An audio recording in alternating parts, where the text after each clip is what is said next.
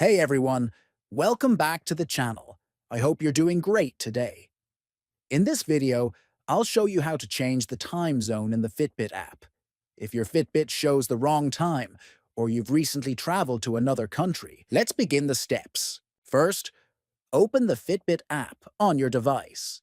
Next, tap on your profile photo located at the top right. Then, scroll down and click on Fitbit Settings.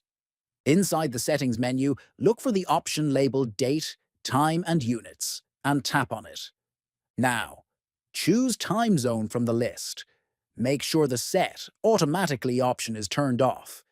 Then, tap on Time Zone again and choose the correct one for your current location. Finally, go back and check your Fitbit device to ensure the time has updated correctly. Thanks for watching, and if this video helped you, don't forget to subscribe to the channel, like the video, and share it with others.